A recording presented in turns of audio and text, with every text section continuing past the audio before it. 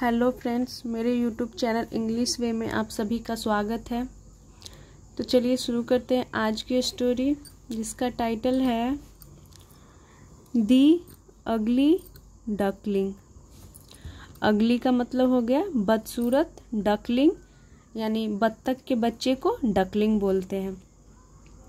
तो पूरा का मतलब हो गया बदसूरत बत्तख का बच्चा।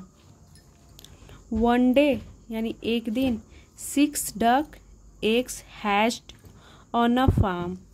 एक दिन 6 duck eggs यानी कि एक दिन 6 बत्तख के अंडे hatched on a farm।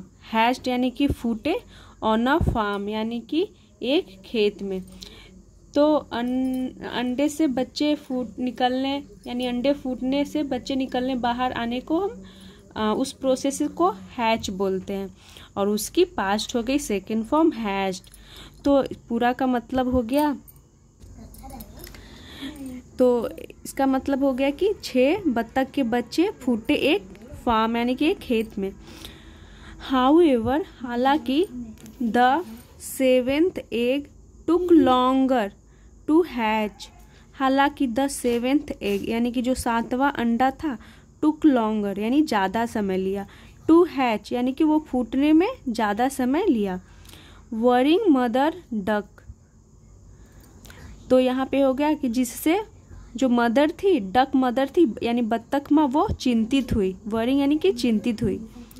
When it finally hatched a strange looking duckling with grey feathers emerged from it.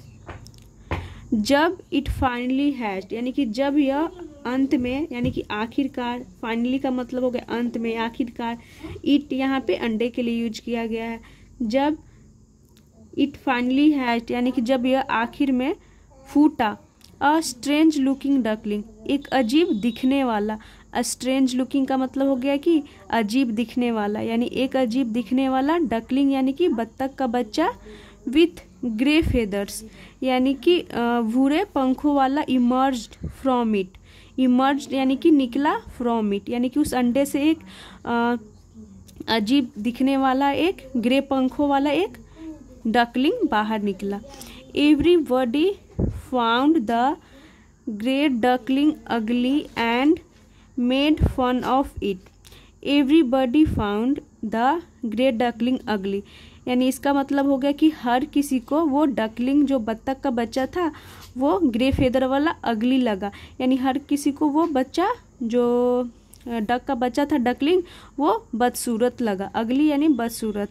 And made fun of it, इसका मतलब हो गया कि उसका मजाक बनाया। मेड फन ऑफ इट, उसका मजाक बनाया। The dejected duckling decided to run away. The dejected duckling, तो डिजेक्टेड का मतलब हो गया कि उदास डकलिंग यानी कि उदास बत्तख का बच्चा। डिसाइडेड यानी तय किया, डिसाइड की सेकेंड फॉर्म डिसाइडेड हो गई। टू रन अवे यानी कि वहाँ से वो चले जाने, भाग जाने का उसने तय किया। तो जब यहाँ तक का पूरा का मतलब हो गया कि 6 अंडे फूटे और 7वां जो अंडा था वो बहुत ज़्यादा समय लिया, लेकिन जब वो लास्ट में जब अंडा फूटता है तो उससे एक अजीब दिखने वाला डकलिंग निकलता है, जिसका फेदर जो होता है, पंख, वो ग्रे कलर का होता है। तो सब उसका मजाक बनाते हैं। तो वो क्या तय करता है कि वहाँ से भाग जाने के लिए वो तय करता है। He came to a swamp and lived there alone until winter came। he came to a swamp यानी कि वह आया, कहाँ आया, तो to a swamp, एक swamp के पास वो आया। swamp मतलब हो गया दलदल, वो दलदल के पास आया। and lived there alone, और lived there यानी कि वहाँ पे वो रहा, alone यानी अकेला। until winter came यानी कि winter यानी ठंड आने तक, यानी कि वो ठंड यानी सर्दी आने तक, वो अंटिल यानी तक, केम यानी कि वो सर्दी आने तक वो जो डकलिंग का बच्चा था लिव्ड देयर वहीं पे रहा। Seeing the duckling starve a farmer took pity on him. Seeing यानी कि देख करके, द डकलिंग स्टार्व, डकलिंग को डकलिंग यानी उस बत्तख के बच्चे को, स्टार्व का मतलब हो गया भूखा देख करके। यहाँ पे आर साइलेंट होता है, इसे पढ़ेंगे हम स्टार्व यानी कि सीइंग यानी देख करके, डकलिंग स्टार्व यानी उस बत्तख के बच्चे को भूखा।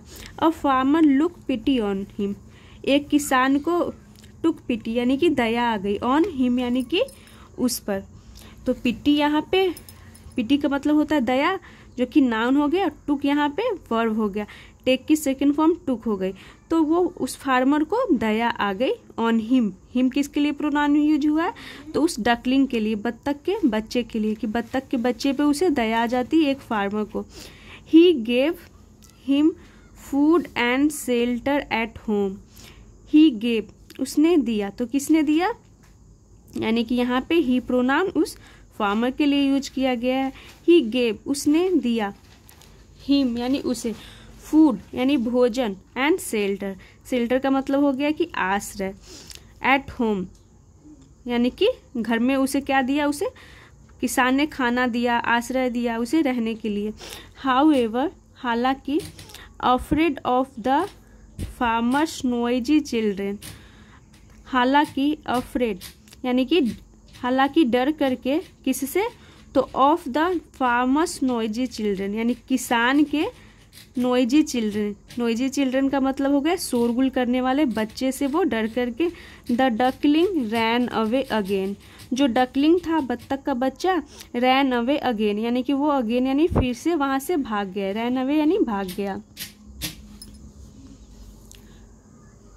दिस टाइम यानी इस बार, he took shelter in a cave by a frozen lake, he took shelter उसने आश्रय लिया, इन अ केव एक गुफा में, बाय अ फ्रोजन लेक यानी कि फ्रोजन लेक का मतलब हो गया जमी हुई झील के किनारे।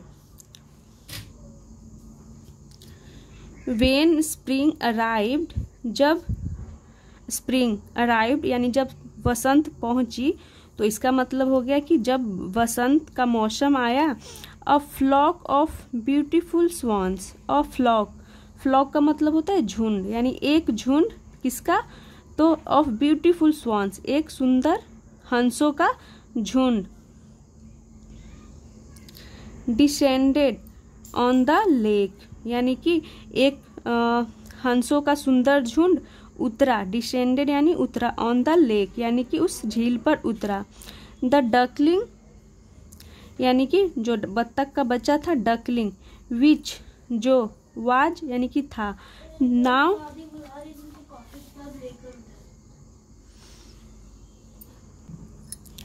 The duckling which was now fully grown यानी जो बत्तख का बच्चा था, विच जो, वाज यानी कि which was now fully grown यानी कि डकलिंग जो अब फुल्ली ग्रोन यानी कि अब फुल्ली यानी कि पूरी तरीके से, ग्रोन यानी कि वो बड़ा हो चुका था। Sat on the shore, sat यानी कि वो बैठा हुआ था, ऑन द शोर यानी कि शोर का मतलब हो गया कि लेक के किनारे को शोर बोलते हैं, तो वो शोर पे बैठा हुआ था यानी लेक के किनारे। Afraid to approach them, afraid to approach them का मतलब हो गया अफ्रेड यानी कि डर रहा था, टू अप्रोच देम यानी कि उनके पास जाने से वो डर रहा था, अप्रोच यानी कि पहुंचना, उनके पास जाने से वो पहुंच रहा था। तो जब एक हंसों का एक सुंदर सा ये फ्लॉक आया यानी झुंड आया, तो वो जो था डकलिंग वो उनके पास जाने से डर रहा था। To his surprise the swans welcomed him on there on, to his surprise यानी कि वो आश्चर्य हुआ, उसे आश्चर्य हुआ। The swans welcomed him on there on यानी कि टू हिज सरप्राइज का मतलब हो गया कि उसे क्या हुआ, तो उससे आश्चर्य हुआ। द स्वॉन्स वेलकम्ड हिम यानी कि उसे आश्चर्य हुआ कि हंस जो थे स्वागत किए, वेलकम यानी स्वागत किया, हिम यानी उसका यानी डकलिंग का, ऑन देयर वन यानी कि उसने अपने आप, उन्होंने जो हंसों का जो झुंड था वो उन्होंने डकलिंग का खुद स्वागत किया।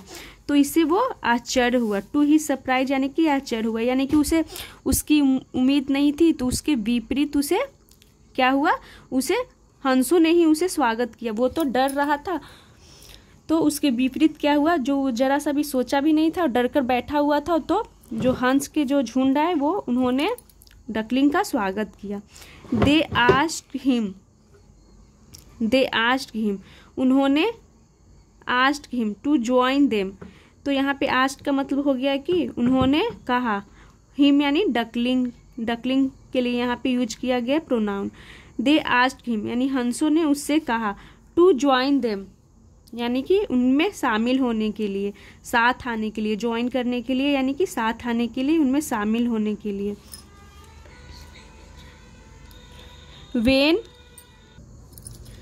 When he looked at his reflection in the water, जब he looked उसने देखा, at his reflection यानी कि जब उसने अपना प्रतिबिंब देखा, reflection यानी प्रतिबिंब देखा, in the water पानी में, he realized उसे एहसास हुआ, that कि he was now a beautiful swan himself।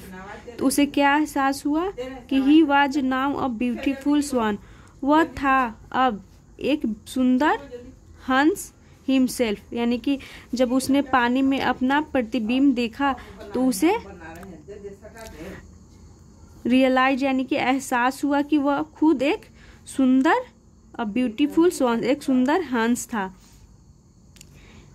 He joint this flock उसने ज्वाइन किया यानी कि वह शामिल हो गया, दिस फ्लॉक यानी कि इस झुंड में, एंड फ्लू अवे और उड़ गया, हैप्पीली यानी कि खुशी खुशी से, विथ हिज न्यू फैमिली अपने नए परिवार के साथ।